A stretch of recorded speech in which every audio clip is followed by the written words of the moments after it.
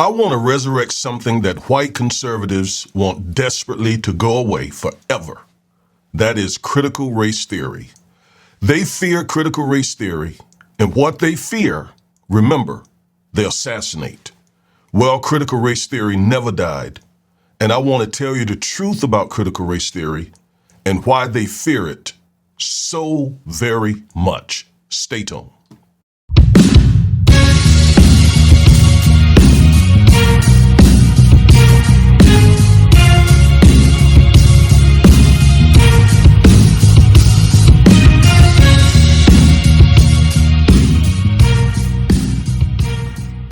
Hello, I'm attorney Augustus Corbett, one half of the Defiant Lawyers.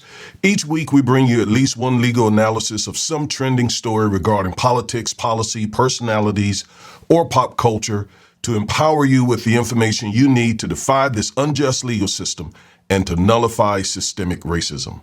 If that interests you, and I certainly hope it does, please like, share, subscribe, comment, and click the bell to receive notification when we upload one of our powerful videos. Thank you for all the support you're showing our channel. Without your help and support, we could not fulfill our mission of defying an unjust legal system and nullifying systemic racism. So we have another hot topic for you today. Again, today I'm going to explain what critical race theory means and why it's a very important tool in nullifying systemic racism. All right, so let's get into this. As always, I need to go to another screen. I hope you've been having a good week and hope everything is just going well with you. I want to just say again, we really seriously appreciate all the support that you're giving the Defiant Lawyers YouTube channel. We certainly appreciate it, and it's helping us get the word out. It's helping us do exactly what we're on YouTube to do, which is to defy an unjust legal system and to nullify systemic racism. And oh, by the way, we should have our website up by the time you see this video. If everything goes well, it should be up, all right? And it's that place that you can go to find out more about what we're doing and what we believe, what we think, what we see as the most important issues facing the African-American community and how we intend to address those issues. Because we're not just a YouTube channel. We want to build a movement to empower, again, the African-American community to nullify systemic racism. And also, you know, I am an author. I wrote a book entitled Education Injustice. Go to Amazon.com or to my publishing company's website, In Part Publishing, and buy a copy of the book. All right. It is extremely important book, has a lot of very good information, very relevant, excellent information that will empower any parent of an African-American boy especially, but even of African-American females who are in public schools, to empower you to be your child's biggest advocate. Before you can be an advocate for your children, you need to know what they are facing in the public school system. And that's exactly what I share with you in this book.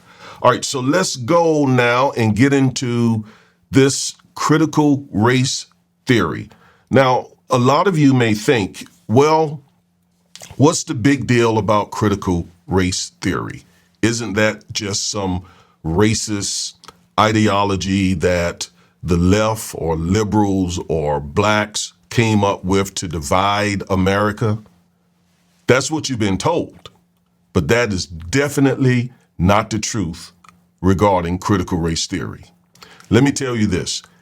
Anytime your enemy fears something that you're saying or doing, that is a good indication that it's a good thing. That is a good indication that it's a good thing. And if there's anything white conservatives fear, it is critical race theory. Now, I'm on the website of the Legal Defense Fund. the NAACP's Legal Defense Fund. Right here, they talk about why do some lawmakers want to ban CRT. The term critical race theory has been co-opted by opponents as a catch-all and rallying cry to silence any discussions about systemic racism, ban the truthful teaching of American history, and reverse progress toward racial justice. The term has been unjustifiably used to include all diversity and inclusion efforts, race-conscious policies, and education about racism, whether or not they draw from CRT.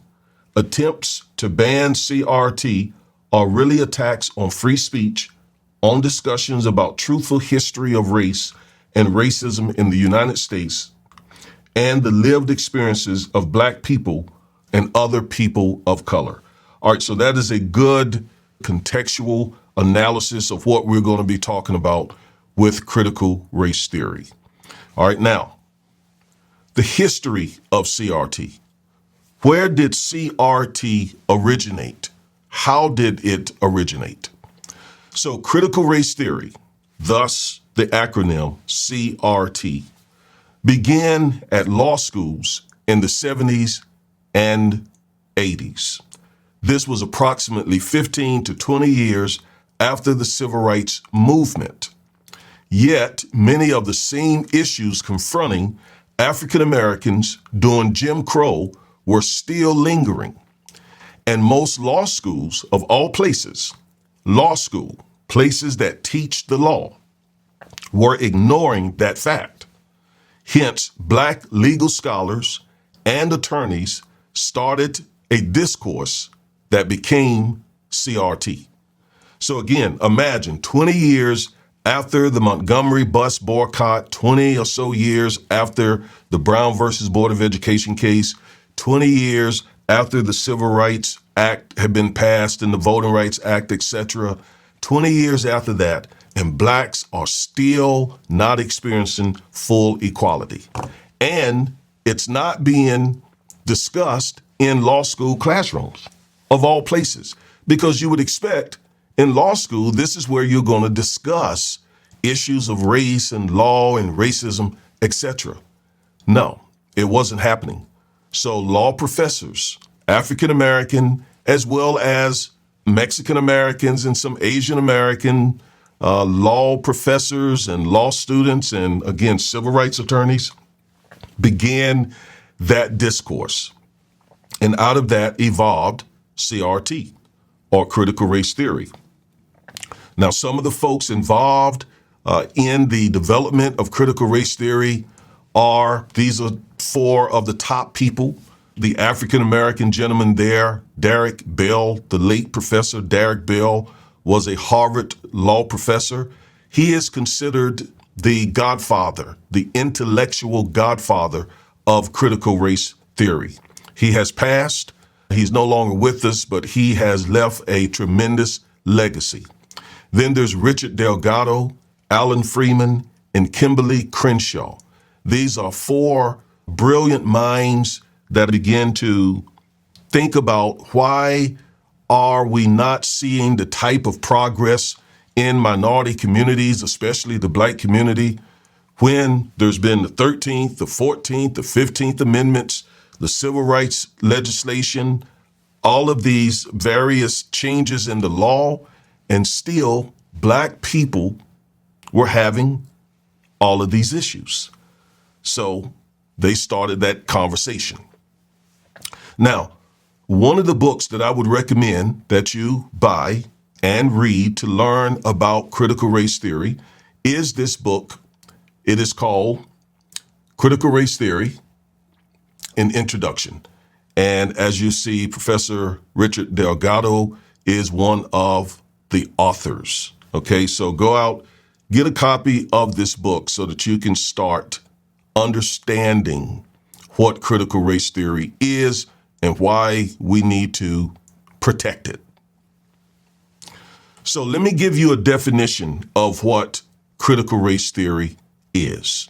And this is a definition I thought long and hard about how to take the sort of academic or intellectual definition of critical race theory and just break it down in simple terms. That's the way my mind works. I have to take a thing and break it down. And because I am a teacher sort of by nature, I also work to break it down so that, as the late Joe Madison used to say, put it where the goats can get it. That means break it down so that a child could understand it, right? Not that you all are not intelligent, sophisticated people, but I want every African-American person to understand what critical race theory is, why it's important, and how it can be beneficial to the fight toward full equality. All right, so here is my definition in my own words based on my research, my study, and all of the materials that I have read over the years. And by the way, I started learning about critical race theory in the year 2000, my first year of law school. I became intrigued. Now, one of the things you may not know about me, you should know by now, is I've been involved in the fight for full racial equality for the last 40 years. For me, that started in college, even before then, to be honest, while I was a teenager. But it really started in earnest while I was in college. I was a part of a revolutionary organization founded by Stokely Carmichael. I was involved in protests at my alma mater, North Carolina A&T State University. We marched to make American corporations divest in apartheid in South Africa. I worked with the campaign of Jesse Jackson Sr. when he ran for president in '84. I've been involved in this fight for quite some time. But it was in 2001 academic year that I started learning about critical race theory. So critical race theory examines the continued and persistent disparities for African Americans despite constitutional amendments and the enactment of civil rights legislation. In other words, it examines why African Americans, after 400 years in this nation, why we have not achieved full equality despite multiple changes to the law. So that's what critical race theory is. It is, again, those law professors, those civil rights attorneys during the 70s and 80s, just simply beginning to ask the questions. Why are African Americans still experiencing extremely high poverty, mass incarceration? Why are we still experiencing so many of these inequities? There has been the civil rights movement. The laws have been changed. So how are they yet imposing racial inequalities on the African American community despite changes in the law? That's what critical race theory tends to get at. That is the focus. Because once you understand how they are getting around the laws of our nation, then you can begin to counter what they're doing. You gotta understand first how they're doing a thing, how they getting around a thing, so that you can counter what they're doing. All right? So, anyone who says, well, what racial inequalities are you talking about? Well, wealth disparities. The average white family owns about 10 times the wealth of Black Americans. And this one really gets me. Black Americans own less than 3% of this nation's wealth. Although we built the foundation for this nation's wealth. And we've been here at least 400 years. Yet we only own 3% of this nation's wealth. Those types of wealth disparities, healthcare disparities. Why are African American women, for example, dying disproportionately during childbirth? Women and children. Why? What is going on with the healthcare system that medical outcomes for African Americans are disproportionately higher than for other groups. Education disparities. Why are our children more likely to get kicked out of school, more likely to be tracked into the lower academic courses? Why are more of our children tracked into special education rather than gifted education? Why? Why are there those education disparities? Housing disparities? Why are there more foreclosures in African American communities than other communities? Why is that? Employment disparities. Why is the unemployment rate for African Americans typically 2 or 3 times higher than other groups? Criminal justice disparities, voting disparities. These are all proof that we are far from full equality in this country, despite these laws that have been passed and amendments made to the U.S. Constitution.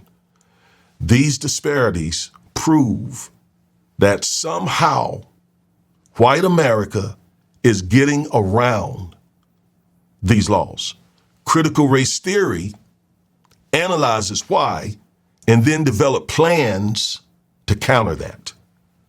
Now, of course, we know white and black conservatives are going to say that systemic racism is not the cause of these disparities. What are they going to blame? Black culture, black people. They're going to say it is this problem in black culture or that problem in black culture that's causing these disparities, and completely, totally disregarding 400 years of oppression and just basically blame the victims. And I'll have some more to say about victimology later in this video. But it's just disingenuous. And we can't play into them being disingenuous. We can't play into that. Because, of course, there are issues in black culture. There are issues in every culture. White culture, I got a video coming out soon. And we're going to compare white culture with black culture. And let me tell you, I'll take black culture any day in comparison to white culture. That's coming out later.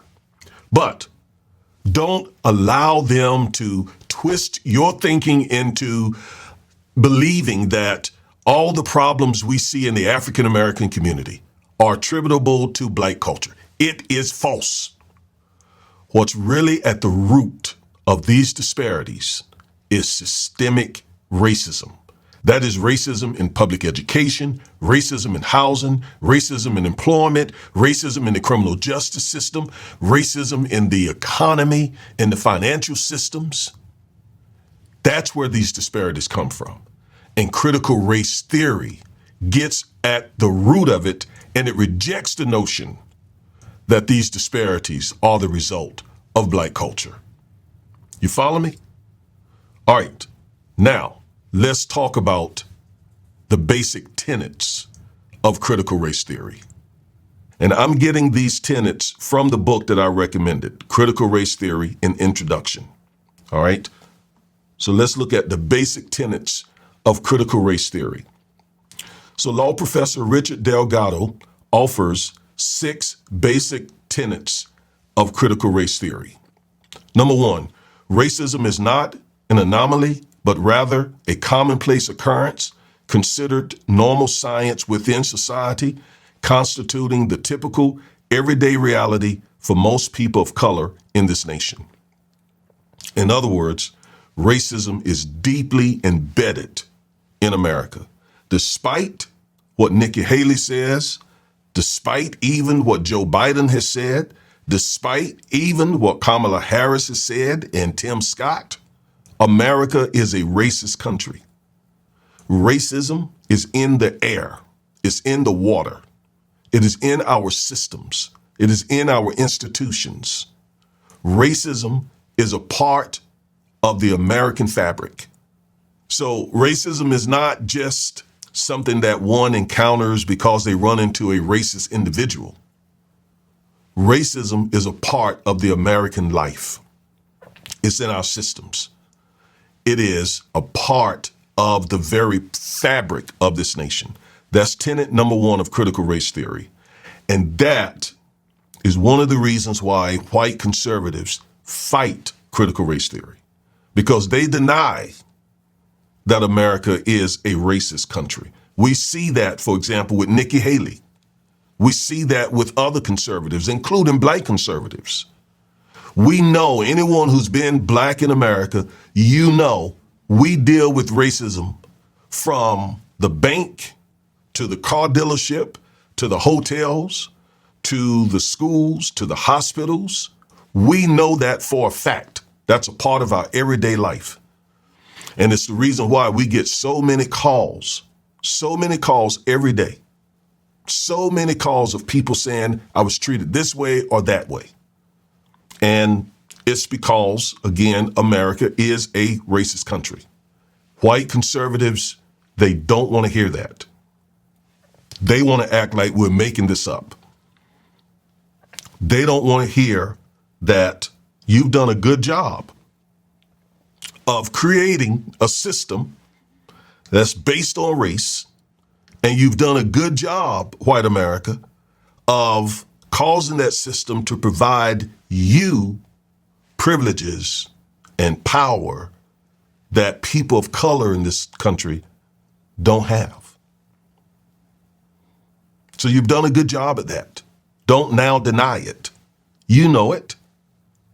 White America, you know it. Stop playing games with us. All right, so that's tenet number one. Tenet number two, racism serves the material, now pay very close attention to this. Racism serves the material interests of white elites. That is, the powerful, rich white people. They benefit from racism materially, economically. But racism also provides psychological benefits to working class whites. So working class whites are not benefiting materially, economically, and financially from racism as much as rich whites, but working class white people yet benefit from racism in that psychologically they can at least say, we're better off than these Negroes. We're better off than black people. That's the psychological benefit that they get from racism. And if it wasn't for that psychological benefit, many, many poor working class whites would join our fight, because we're not just dealing with racism, we're also dealing with classism. We'll talk about that in just a minute. Right? So it's the rich whites who are pulling the strings for both working class blacks, whites, Asians, Latinos, etc. But racism causes the average white person to yet say, I'm not as bad off as them. So I don't want to see racism dismantled or nullified either. And see, that just sort of plays to the benefit of the wealthy elite whites. Nevertheless, because you got the elite whites as well as the working whites who are benefiting from racism for one reason or another, that results in significant portions of society lacking motivation to eliminate racism.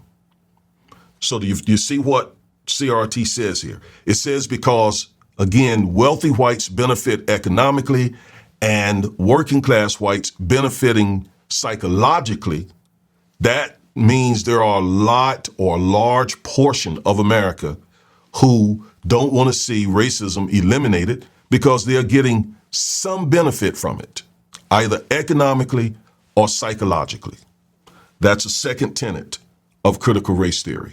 Third tenet, race is a social construct devoid of inherent biological or genetic basis, manipulated or discarded by society for convenience or profit. So, race is a social construct. It is a human-made category. Whites created whiteness. Whites created whiteness so that they could then use that to segregate other colors and nationalities from them and construct a system, a nation, even a world that benefits whiteness. I've talked about this before. And so that makes many people of color want to be included in what is defined as whiteness. But white is not real. There's no genetic basis for it. There's no biological basis for it. It is a social construct. That's important to understanding what we're fighting and how to counter it. All right, next basic tenet of critical race theory. The white power structure exploits different racial groups at different times to suit the needs of white people. How important that is and how true that is. When white America said, okay, slavery has been abolished, Jim Crow laws have been abolished, we now need another group of people to exploit.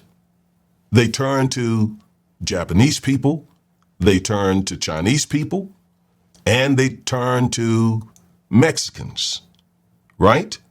Because at different times in American history, they saw the benefit of exploiting different minority groups. That is another tenet of critical race theory, and we see it all the time.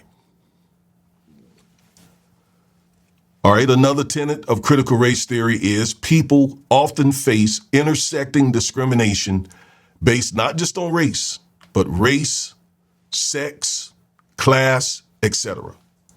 So you take, for example, a poor African-American woman. There are 3 reasons why she's being discriminated against. She's poor, classism. She's a woman, sexism. She's black, racism. So she's getting hit 3 different ways, living in a society that is geared toward white, wealthy males.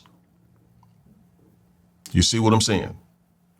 We live in a society that is geared toward white, wealthy males. So if you are a black, female, poor person, then you're being hit from 3 different ways.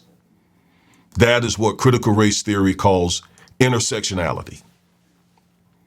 Okay? Another tenet of critical race theory is people of color, especially African Americans, are more capable of explaining racism because, obviously, we have experienced it, whereas whites haven't. And that's important because a lot of times the people leading the discussions about racism are whites. But they've never experienced what it's like to know someone is following you in the store, or what it's like gripping the steering wheel of your car because the blue lights just went off and you know that you could be the victim of police brutality. They don't know what it's like to be turned down for a loan because of your skin color, or to be not wanted in a neighborhood because you're African American. They don't know what that's all about. Yet they're the ones who are leading those discussions in corporations, in schools, in police departments, etc. What they need to do is ask one of us to explain and inform them what racism is truly all about. So those are the 6 basic tenets of critical race theory. Now, why did critical race theory become so popular just a few years ago? Because most people had never heard about critical race theory until a few years ago. It had been, again, a part of the legal community for many, many, many years. The average African American, white American, or just any American had never heard of critical race theory, CRT, until a few years ago. Why did it all of a sudden explode and hit the scenes? Well, here's why. The lynching of George Floyd. And that was a lynching. That was a lynching. I'm not being sensational. That was a lynching. And it caused this massive protests, not just in America, but around the world. And not just black people, lots and lots of white people. And that scares white conservatives because they're seeing their own children, they're seeing their siblings, their parents, their grandchildren out protesting systemic racism. To them, that means we're losing this battle. We need to do something. We need to attack something. And what was it that they decided to attack? Critical race theory. Critical race theory became the boogeyman. Critical race theory became, in their minds, the reason why white youth were out protesting systemic racism.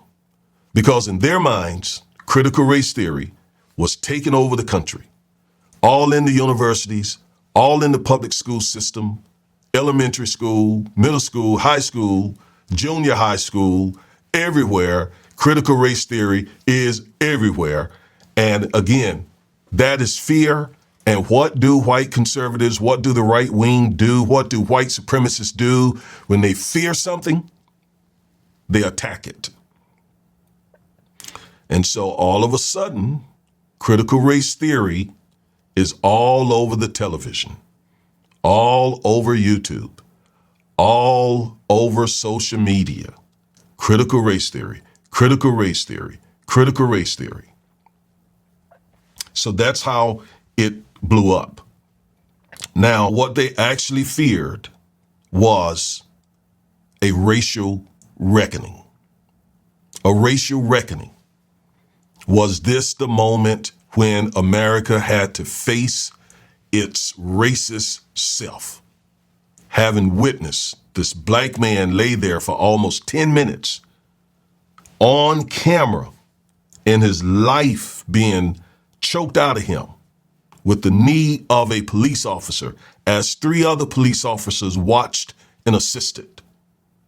As people stood there with their telephones filming this and looking at the sort of harshness of heart that Derek Chauvin had as he heard the pleas of George Floyd begging for his life, crying out for his mother, he yet stayed there and choked the life out of this man.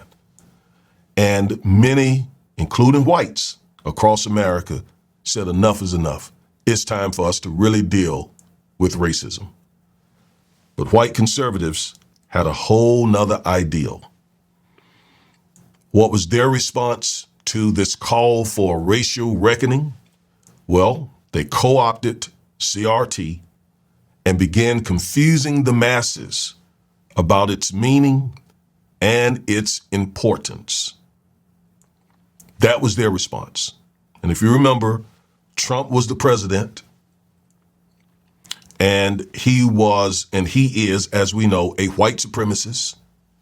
And those who are around him are white supremacists: Steve Miller, Steve Bannon, and many, many, many others. By the way, I did a video about Project 2025 and the white supremacists, white conservatives who intend to take over this country and completely change it, destroy democracy as we know it. That video is called Project 2025. You need to go watch that video. We need to spread and share that video across America.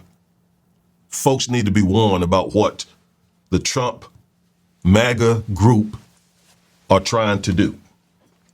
We need to be warned about that threat. Okay? So their idea was, no, we're not having any sort of racial reckoning. And this one man, this one guy led the way to stopping any kind of racial reckoning and co-opting the term critical race theory. And it's this guy here, Christopher Rufo. Here's a tweet that he sent out after he successfully started co-opting critical race theory and using it to be the boogeyman that scared white conservatives across the country. Here's a tweet. He says, "We have successfully frozen their brand, quote, critical race theory, into the public conversation and are steadily driving up negative perceptions." So you see, he says, we have frozen, we have stolen, we have co-opted the term critical race theory.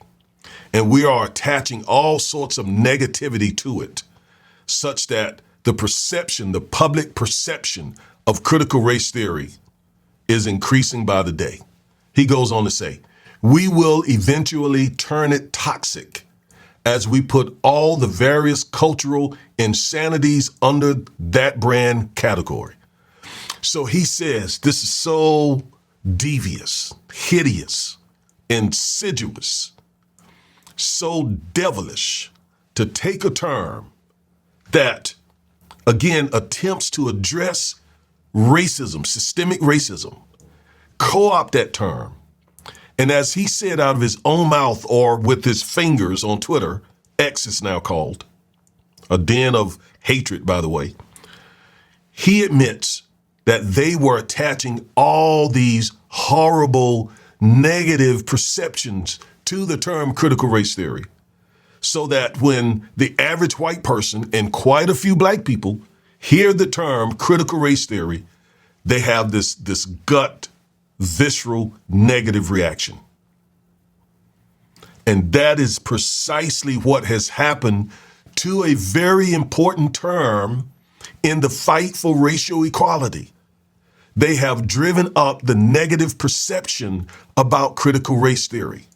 That's why I named this video Revisiting and Reclaiming Critical Race Theory. We're taking it back. We need to take it back because it is extremely important in the fight for racial equality.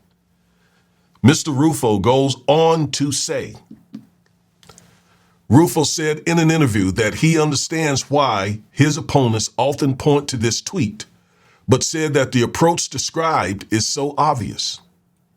If you want to see public policy outcomes, you have to run a public persuasion campaign. Mr. Rufo said, if it's public policy outcomes that you're looking for, then you have to run a public persuasion campaign. In other words, you got to start indoctrinating and releasing propaganda and lying to people so that those people can get behind and support your public policy objectives. That's what he did with critical race theory. And it's not a hidden process or tactic or strategy. They are using it now with DEI, diversity, equity, inclusion. They used it with affirmative action. They are now using it with the Civil Rights Act of 1964. They used it with the Voting Rights Act of 1965. They used it with the word woke. It's their strategy. And it just seems like so many times we just sort of sit back powerless and allow them to do this. Well, I'm one of those who believe in fighting back. I got that fight back spirit and have always had it. So YouTube is such a beautiful, powerful platform to fight back because we know what they're trying to do. They're trying to protect, at the end of the day, they're trying to protect white privilege, white power, this false ideology of white supremacy. So they grab a term that they know is powerful, that they fear, and they try to assassinate that term. Christopher Rufo led the way in doing that. So he goes on to say, I basically took that body of criticism, I paired it with breaking news stories that were shocking and explicit and horrifying and made it political, he said. Turned it into a salient political issue with a clear villain.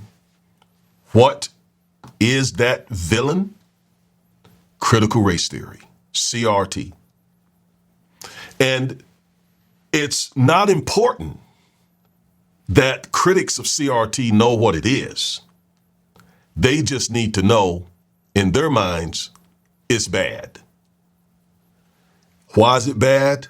Because Christopher Rufo took that term, co-opted that term, brought all these negative perceptions to that term, all these negativities to that term, and then Fox News began to really broadcast Christopher Rufo's strategy.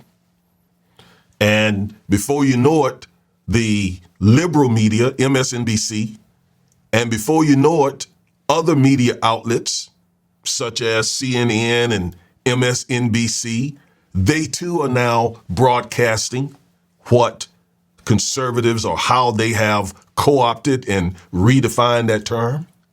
Of course, there's some pushback from MSNBC. There's some pushback from CNN, but the damage is still being done such that regular Joe Blow white person cannot tell you what critical race theory is, yet out there saying, it's bad, it's bad, it's bad, it's bad. All I know is it's bad. That's what I'm hearing on Fox News, so it must be bad. And a lot of black people too. I'm going to show you some things that one black conservative said about critical race theory that are preposterous. In fact, let's look at it now. So here's what he said. One of the greatest sources of misdirection these days come from a school of thought known as critical race theory, CRT. A few years ago, CRT was thrust into the public consciousness as if from out of nowhere. But in truth, CRT is nothing new.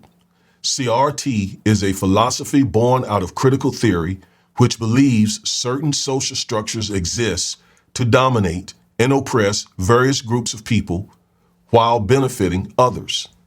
That's true. That's not made up. That is America. That is true. Critical theory is inherently Marxist in its orientation. So that is always the play card of conservatives, both white and black, to say that something is Marxist when it attempts to get at the root of white supremacists. It is Marxist. It is socialist. That is another one of their strategies. It is Marxist to challenge white supremacy. It is Marxist to challenge systemic racism. It is Marxist to say that America is a racist country. We can't fall for that. They can call us what they want to call us. Call us Marxist, call us socialist, call us whatever you want to call us. We're not going to stop pushing and fighting against systemic racism. They called Frederick Douglass Marxist. They called Martin Luther King Jr. socialist and Marxist. They always do that. In the case of CRT, listen at this. The oppressed groups are minority races, especially blacks, who have been the victims of a racist system that has been imposed upon them by the white majority. That is exactly what has happened over 400 years. How is that even deniable? We have 246 years of chattel slavery. We have another 100 years of Jim Crow. That's 47 years. We're talking about the American democracy being in existence for 400 years. For 346 or 7 of those years, we have actual de jure slavery and Jim Crow in the law, written in the law. So it's been in the last 60 or 70 years that black Americans have not been subjugated under the law. So why does he write this in such a way that we're making up the fact that black folks have been the victims of a racist, brutal system. That's not made up. That's factual. And this is a black conservative writing here. This is a black conservative. I'm baffled. I'm baffled why he writes this in such a nefarious way, as if these things are being made up. And let me also point out the use of the word victim. You know, what white conservatives and black conservatives try to do is shame you if you talk about systemic racism, if you talk about white supremacy. They try to shame you by saying you're playing a victim. You're playing the victim card. You're using victimology. In other words, you're not a real man. In other words, you're supposed to overlook that, ignore that, and, just be tough and move on. Otherwise, you're just being a victim. Listen, I'm an attorney. And the only place in America where you are shamed for saying that you are the victim of someone else's behavior is with white and black conservatives toward blacks. When we represent someone, for example, in personal injury cases, they're victims. No one challenges that. In fact, we have to establish that. When we're representing someone in civil rights cases, we have to prove first and foremost that they are victims. When prosecutors are prosecuting someone, they have to prove first and foremost that the complaining witness is a victim. When we talk about the Holocaust, no one questions whether the Jewish community were victims of Hitler. No one questions whether Native Americans are victims of genocide.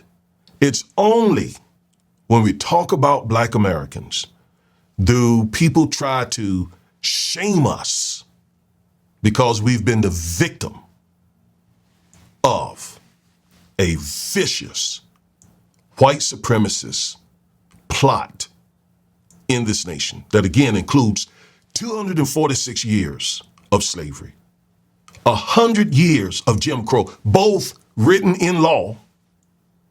And it's just in the last 60 or 70 years that those laws have been changed, yet we're still dealing with systemic racism. And when we fight that, when we acknowledge that, we are shamed because we say, yes, we have been victims. Now, that doesn't mean that we're going to sit back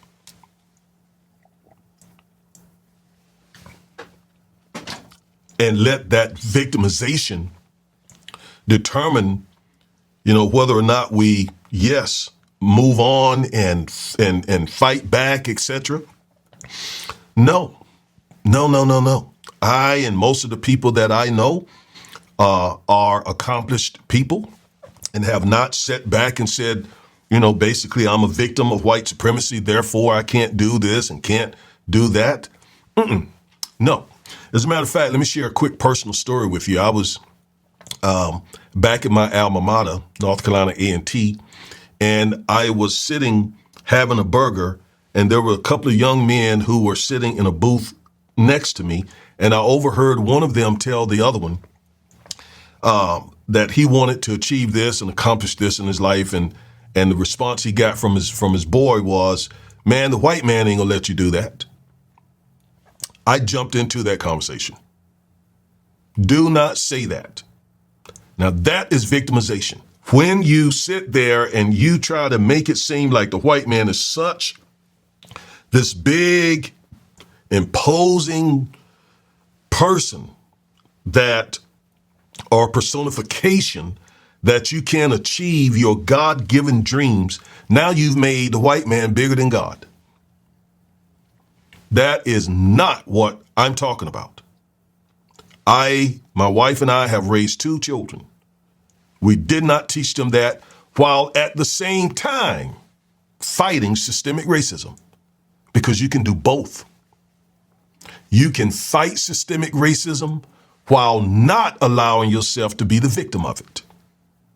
You can do both. Let me say it again. You can fight systemic racism, acknowledge that systemic racism exists and has had a tremendous impact on the African American community, while at the same time saying, I personally will not be the victim of it. And I'm going to continue to fight it so others will not be the victim of it. So both can be true. You can be the victim of systemic racism without allowing that victimization to determine your life. I've been doing it over 62 years now, fighting it, strongly resisting it. As a matter of fact, you could say a part of resisting systemic racism is not allowing it to control your life. And another part of fighting systemic racism is challenging it, not ignoring it like it doesn't exist, like conservatives want us to do. No, that is not what we're doing here. And so anyway, he goes on to say, who have been the victims of a racist system that has been imposed upon them by the white majority. That's just true, my man. Everything from punctuality. Now get this. This really is offensive. He says everything from punctuality, being punctual on time, to proper spelling, to rewards based on merit, are all seen as white values designed to keep blacks down. That is so very unfortunate for a black person to say about the black community. He's saying that in black culture, it is white values to be punctual. It is white values to spell words properly. It is white values to work hard and be rewarded for that work. And that those are values, white values, to keep us down. As if we're not punctual. As if we don't work hard. As if we don't properly spell our words, or we don't value those things.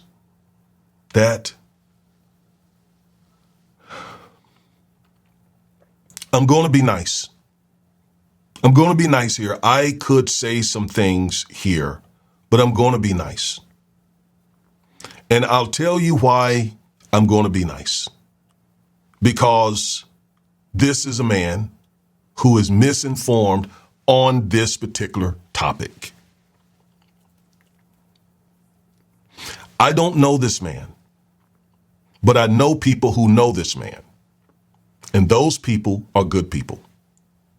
And I presume that this is a good man too. I'm pretty certain of that. But when it comes to this topic, he is so very uninformed. He is so very uninformed. So I'm going to leave it at that. Now, because of the misinformation that this black conservative and Christopher Rufo and others are putting out about critical race theory, here's what a Reuters report shows. Many of those who said they were familiar with it, CRT, answered follow-up questions that showed they embraced a variety of misconceptions about critical race theory that have been largely circulating among conservative media outlets. For example, 22% of those who said they were familiar with critical race theory also think it is taught in public high schools. It is not. No way. 33% believe it, quote, says that white people are inherently bad or evil, close quote, or that discriminating against white people is the only way to achieve equality, close quote. It does not. Now, let me ask you this.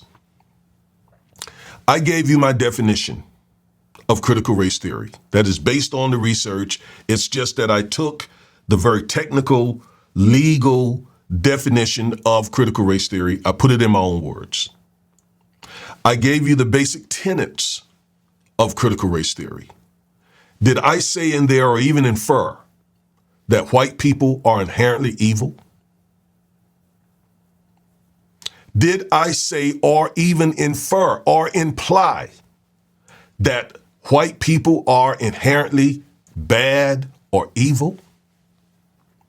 Let me tell you why I would never say or infer that. Well, let's go back to the Civil War. Many, many, many, many white people died to end slavery. The abolitionist movement was led and funded by white Christian abolitionists. During the civil rights movement, many of the people supporting and marching with Dr. King and the civil rights movement were white. Many of the lawyers on Thurgood Marshall's legal team fighting Jim Crow laws in court were white. Critical race theory does not say that white people are bad or evil.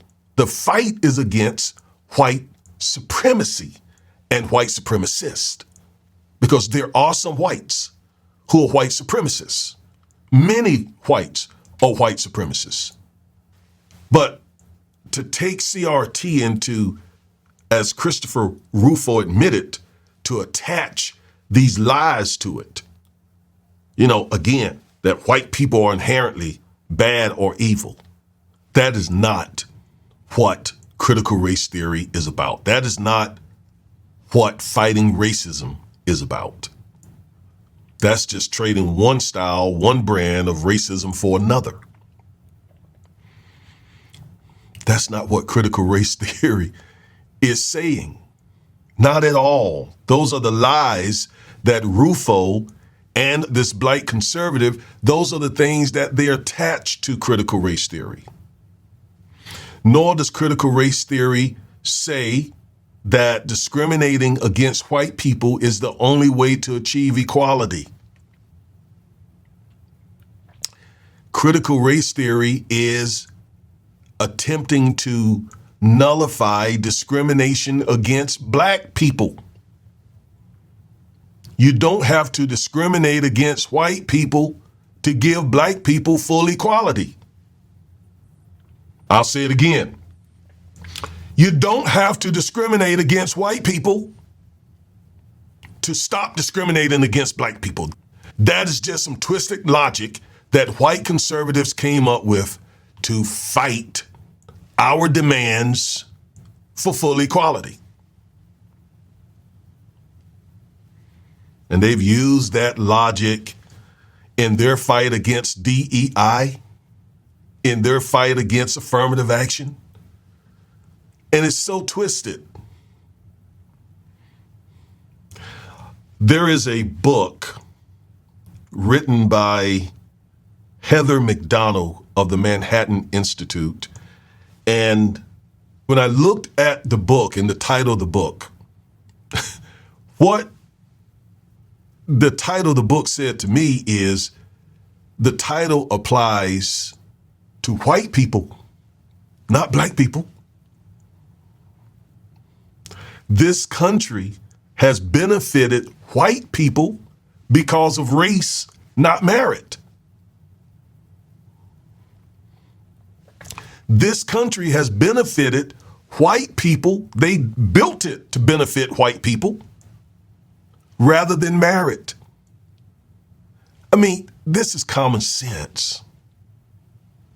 246 years, black folks were in the fields, on the farms, doing the work to benefit white people. That's not merit. That's race. for another 100 years of Jim Crow. Black people in the fields under sharecropping systems doing the work to benefit white people. That's not white merit.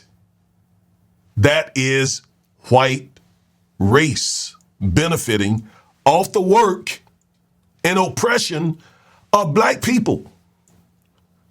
So the name of Heather McDonald's book applies to white people, not black people. We have to work like crazy. In our community, it's always said, you got to be twice as good. Just look at Donald Trump versus Barack Obama. Obama couldn't make any mistakes in office. Trump could be indicted 4 times, charged almost 100 times, and they still want him to become president. Had Obama been indicted once, and it really didn't even take an indictment, had any accusation, any insinuation of any minor thing, had any kind of teeth to it, he would have gotten impeached, convicted, and kicked out of office and maybe assassinated and so on. But Donald Trump can do all the stuff that we have seen him do over the years, and still half the country are willing to overlook it and put him back in office. So don't tell me that black folks get an advantage because of race. It is white people who have had tremendous advantages since the founding of this country based on race. My thinking is clear enough to see that, because I have not bought into white conservative talking points and that twisted logic. I go back to a saying of Dr. Neely Fuller, who says, if you don't understand white supremacy, what you know will confuse you. I understand white supremacy, so I'm not confused about who has benefited and who continue to benefit from race. It is not black people.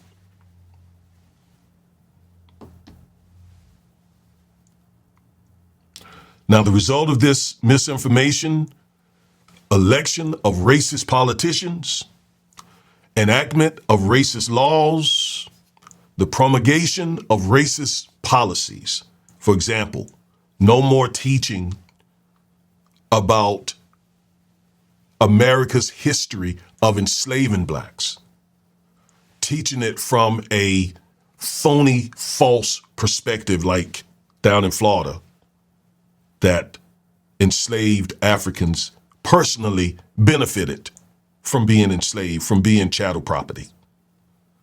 That's what comes out of all of this misinformation about critical race theory, because as Christopher Rufo was blowing up, co-opting, and just misdefining intentionally what critical race theory is, whites were in those school board meetings demanding that you not teach about slavery anymore because it would make white kids uncomfortable. No, what they were trying to prevent is white children learning about the evil that whites have done in this country and will then take to the streets to protest the lynching of a black man. That's what they fear. That's what they don't. That's the reason they don't want their children to learn of how evil and sadistic this country has been to black people, because then there will be that racial reckoning where all the stuff hits the fan. And I believe the thing that they fear most are reparations. Reparations. And maybe even payback. I think those are the things they fear because they know the evil they've done. They know the system that they've created to benefit whites. But they just cannot allow this racial reckoning. So they got to stop it at the roots. Stop teaching our children about slavery. Or at least teach it to them in this way. Tell them that blacks benefited from slavery. So the misinformation associated with critical race theory resulted in racist politicians being elected, racist policies being promulgated, and so on.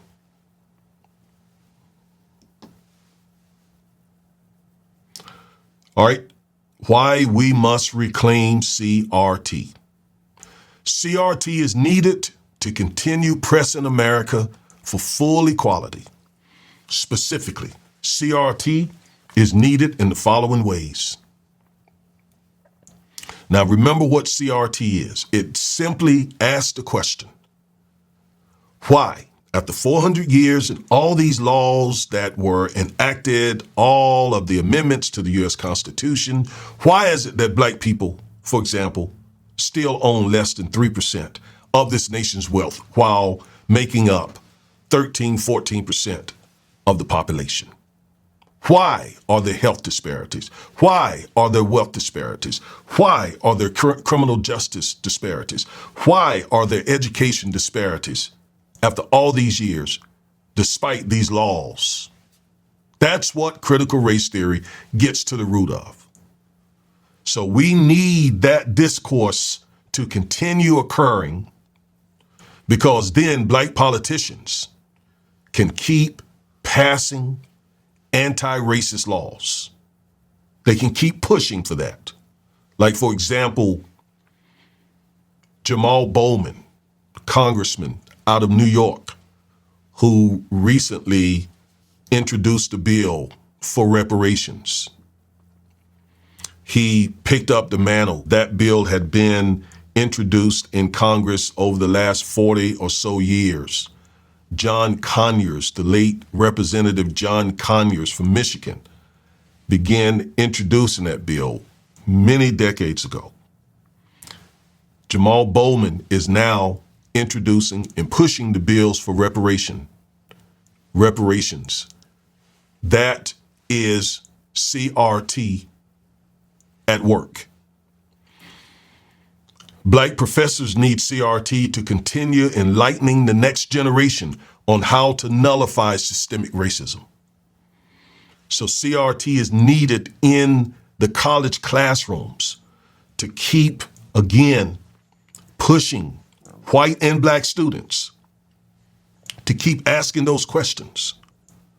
Why is systemic racism still affecting black people?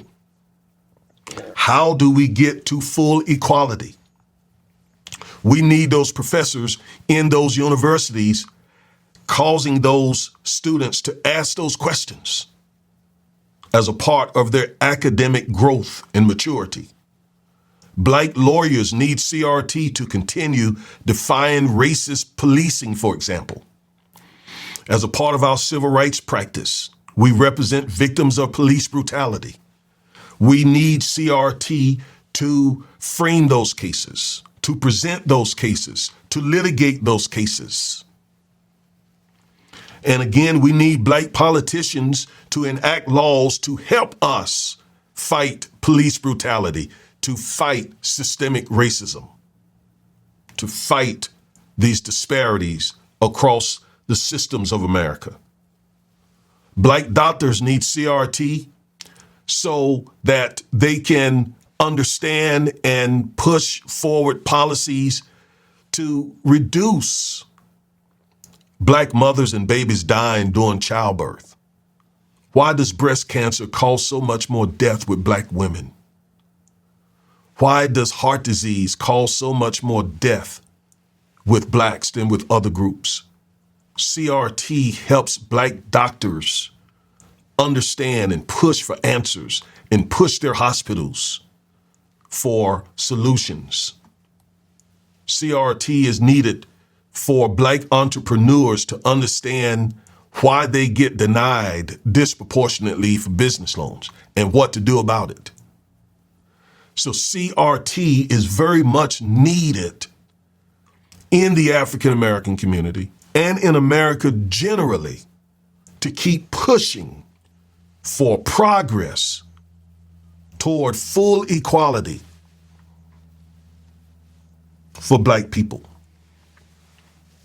And that's why Christopher Rufo and other white conservatives fear critical race theory so much. But what are we doing? We are revisiting and reclaiming critical race theory.